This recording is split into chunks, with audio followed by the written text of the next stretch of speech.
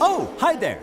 We of the Squid Research Lab have returned to present our latest findings. So, buckle up and keep your tentacles inside the vehicle at all times. It's been 2 years since that fateful day when the inkling squid species hooked me with its amazing abilities. To shoot ink in humanoid form and to swim through ink in squid form. From these goopy depths, a radical squid culture has emerged. Inklings have developed a taste for combat and competition, not to mention fashion. The ceremonial turf war is one such sport, in which 2 squid squads of 4 face off to see which team can cover the most turf with ink. This popular tradition isn't going anywhere, which remains as popular as ranked battle, where the very best teams and players compete online to achieve a higher rank and ultimate bragging rights. Here in Inkopolis Square, Inklings prepare for ritualistic face splatting by equipping gear and weaponry. But it's not all doom and gloom. All squid gear is designed for both function and fashion. In fact, everything about Inkopolis lends to its reputation as the foremost happening place in the world. As you can see here, communal aspects of Inkling society are greatly valued. But so is individual expression. Nice shoes! Like other cephalopods, Inklings can even choose their skin and eye color. But unlike regular squids, they have custom hairstyles and leg wear too. The various clothing and shoes the squids are wearing is actually called gear and has important roles in these battles too. Both looking good and good abilities are needed to be fashionable. Let's take a look at some gear. It takes more than style to win a turf war. Luckily, the Galleria, over on the left, houses a row of popular gear and weapon shops. Each item you acquire here has 1 or more abilities that should prove effective in battle. So, let's take a look inside, shall we?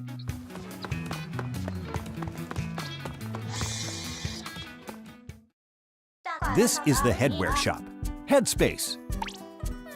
Got fashion on the brain? So does Flo. From hats to glasses, this sea slug carries it all. Though I must say, she's a bit of an odd one.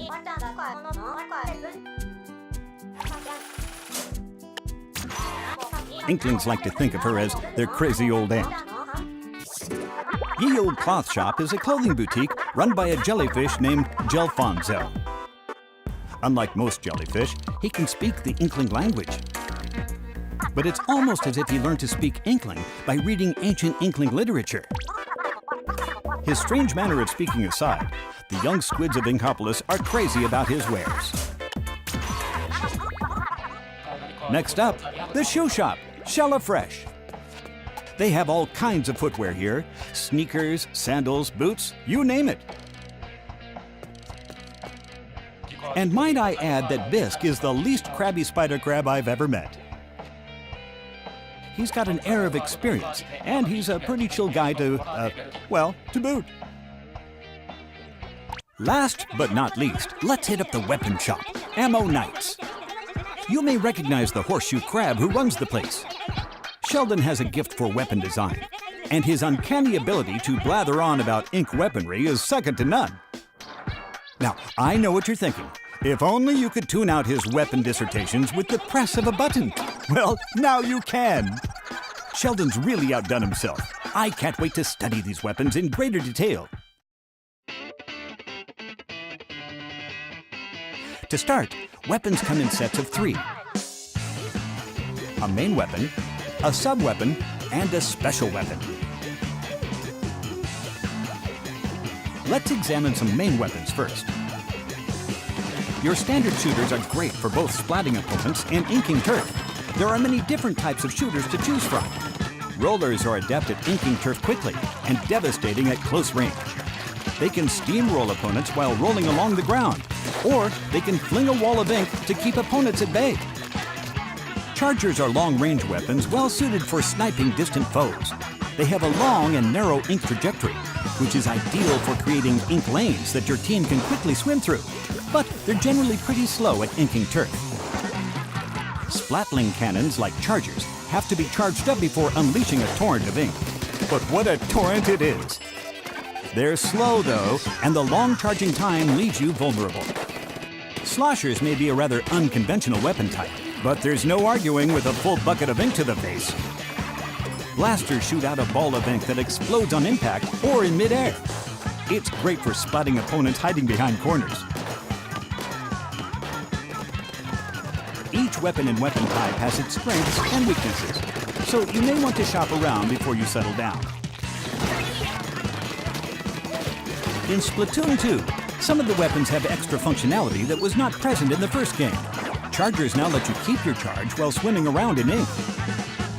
Rollers can be swung vertically to increase your range. And the new dualies let you dodge roll. As you can see, some weapons open up some interesting maneuvers. But what good is R&D without the development part? Introducing the Clash Blaster.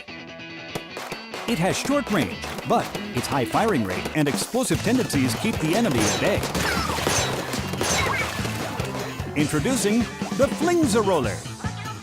Its horizontal swings are fast, and though its vertical swings take longer, they fling ink further too. Believe it or not, the roller changes shape depending on how you swing it. I wonder if shapeshifting has a special significance to Inklings. Introducing the Goo-Tuber. This one is special. It holds a charge for an extremely long time. And as a result, you can move to a better location while powered up and unleash a mighty sneak attack. Ka-chow! Introducing the Dapple Dualies. Even for a pair of dualies, these things are incredibly light in weight. That way you spend less time dodge rolling and more time winning.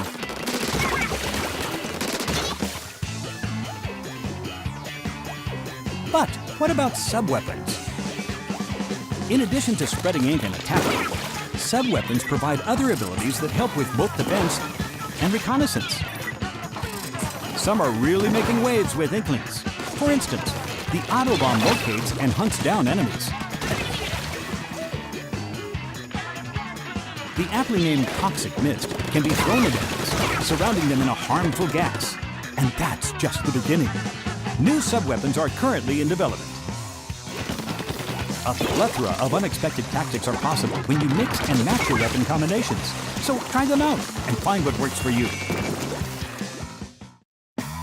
Now for the all-new special weapons. And by all new, I do mean all of them are new.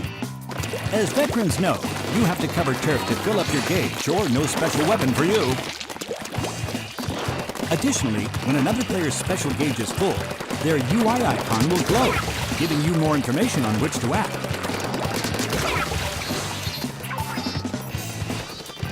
Pentamissiles lock onto enemies and fire multiple projectiles. The inkjet enables you to fly through the air and launch explosive globs of ink at the enemy team. The Stingray fires high-pressure ink that can somehow shoot through walls.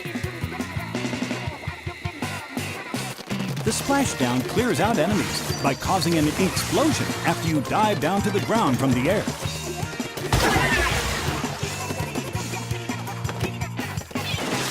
The ink storm is always making it rain ink. The bomb launcher allows you to launch a barrage of bombs onto the battlefield.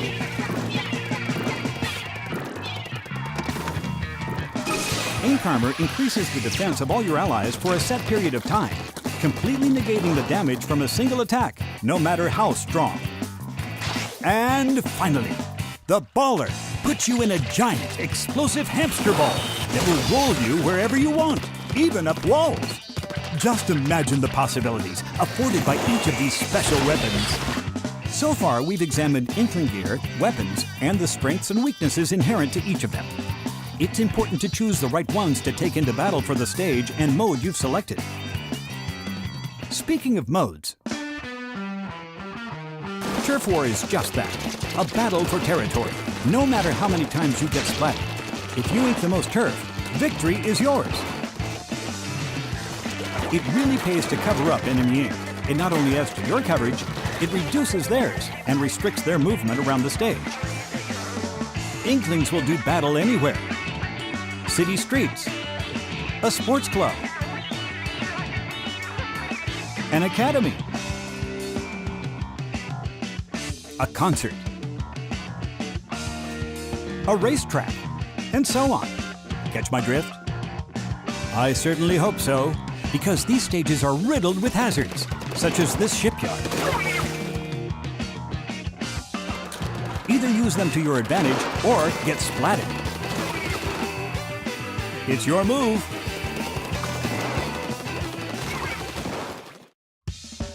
In addition to turf war, serious squids can experience the thrills of ranked battle.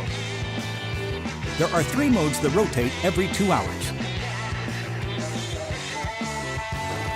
Splat zones. Fight for control of the splat zones placed on the stage. The team that maintains control of them longest reigns supreme. Tower control.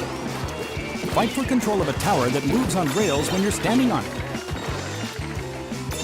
Ride it all the way to the goal in the other team's area to win. The tower will stop at key checkpoints, resulting in fierce battles for possession. Rainmaker. The team that carries the Rainmaker to the goal in the other team's area will be declared the winner. The Rainmaker itself is a weapon that can fire powerful charge shots. Pushing your team forward while protecting the Rainmaker is the key to victory.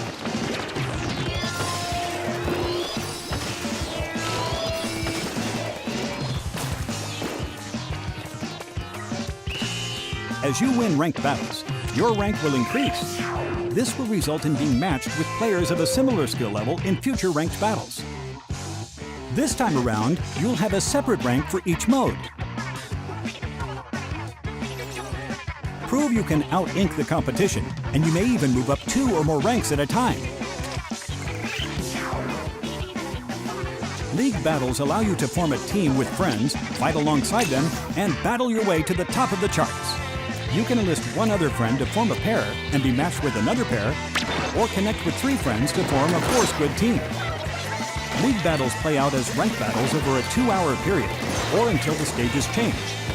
Your score is based on your wins and losses during that period. If you play well, you can receive an in-game medal to commemorate your awesomeness.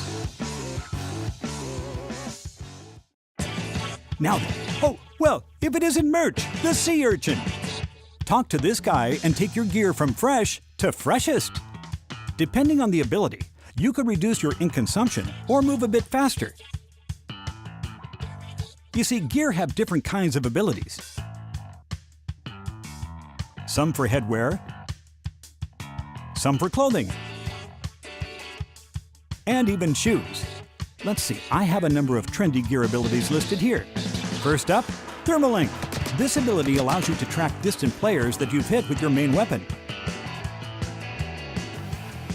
The Object Shredder ability increases damage dealt to all non-player targets.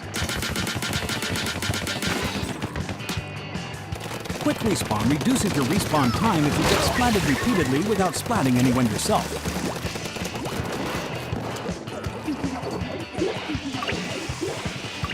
On the flip side, Respawn Punisher increases respawn time and the special gauge spawn penalty for you and any player who splats you.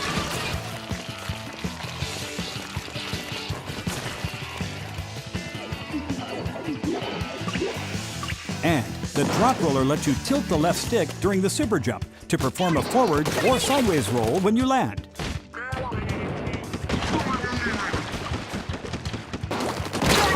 Want to know what you're up against? Check out the other player's gear on the map screen. Gear abilities present many unique challenges, so it pays to study not only your gear, but the competitions as well. Remember, Merch can add or remove gear abilities.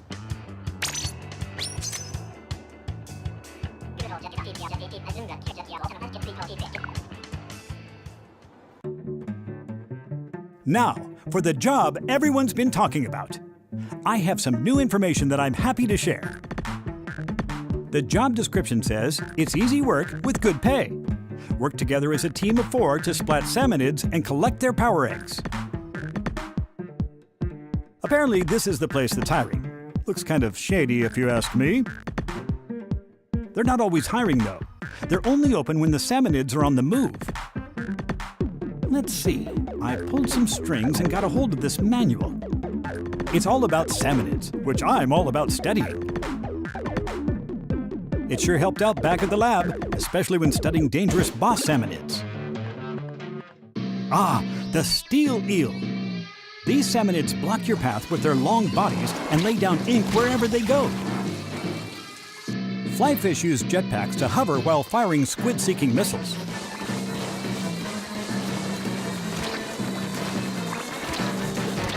The steelhead. This behemoth fills bombs on its head with toxic ink and then throws them at targets. I'm afraid that's not all. Other undiscovered species of boss salmonids lurk in the depths. Science changes with the tide, and so too does the water level. Stay on guard when fog hits. Salmonids will attack from all sides. As night falls, ferocious salmonids will rush you with incredible speed.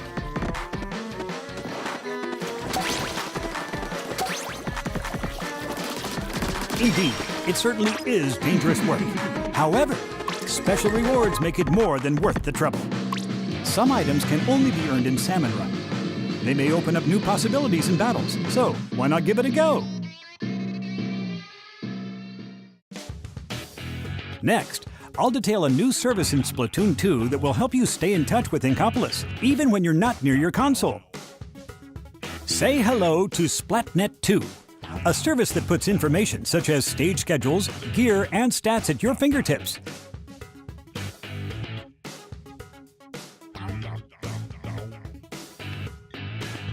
In Splatnet 2, you can view detailed results for your last 50 battles, and get an in-depth look at the weapons and gear wielded by the players in those battles.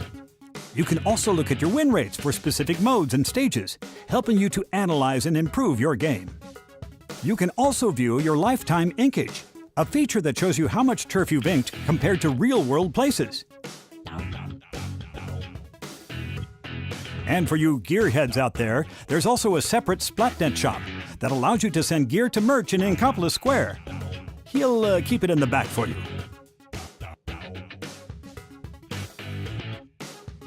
Splatnet 2 will be available to use via a smart device app called Nintendo Switch Online. The Nintendo Switch Online app allows you to invite other players who also have the game to join private battles, league battles, Splatfest battles, and communicate with those players using voice chat. When using voice chat, you'll automatically be split into your in-game teams, so you can talk specifically to teammates. Give it a go!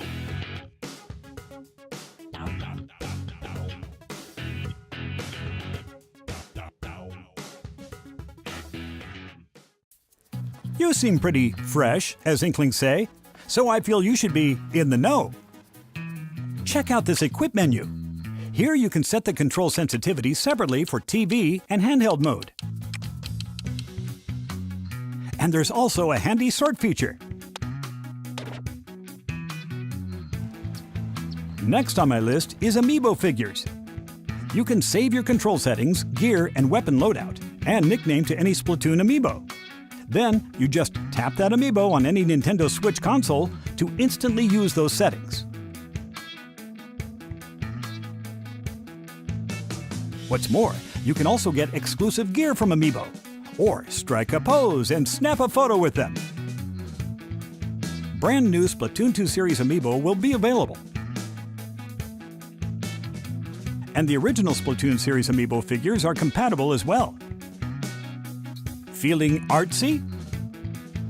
If you submit your fresh drawings here, they might show up in battle stages and in Inkopolis Square. You can post to some of your social media sites too. Science truly is Squid's best friend. Also, food. Inklings love to grab a bite at Krusty Sean's place. Munch down on this stuff and you'll get more points and money from battles. That reminds me. Here at the Shoal, you can play locally with friends using their own Nintendo Switch consoles. You even get to pick any mode or stage you want. Most players at the Shoal will likely use wireless multiplayer, but for more serious competitions, LAN play is also possible. I almost forgot to mention that the Inkling music scene is flourishing. You can play Squid Beats 2 and time your button presses to the beat.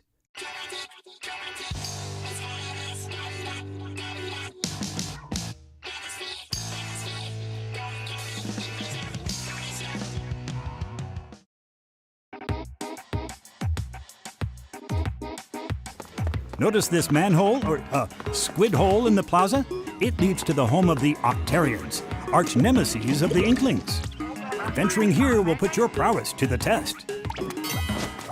Stand alone against a multitude of challenges and an army of menacing Octarians.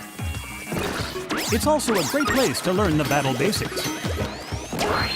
You can take different weapons into battle and master their many uses and nuances in combat situations.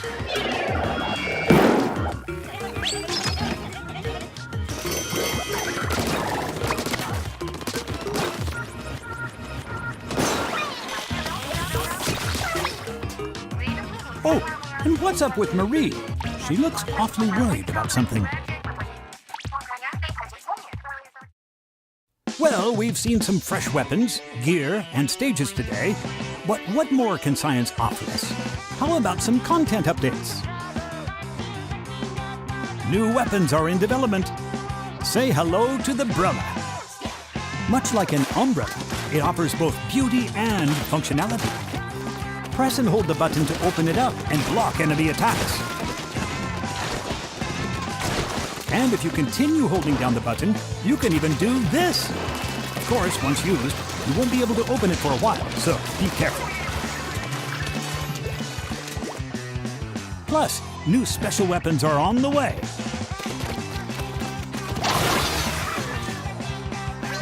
And of course, new gear too. Fashion is a fickle beast after all. Over time, more stages will become available as well. Over at the lab, we're crazy excited to calculate the many ways this will change the game. Expect weapon, gear, and stage updates for around a year, along with 2 long years of Splatfests. I guess you could say it'll stay fresh. But what is a Splatfest anyway? I'm sure some of you know them even better than me. These events split players into 2 sides and pit them against each other in 4-on-4 matches for a limited time. Each Splatfest has a polarizing theme, leaving players with one option: pick a side and compete to win in turf war. May the freshest team win. And for the first time, you can fight alongside your friends on the same team.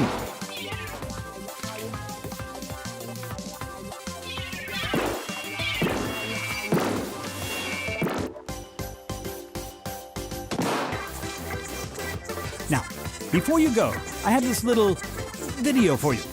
I don't know how or why it exists, and yet, here it is.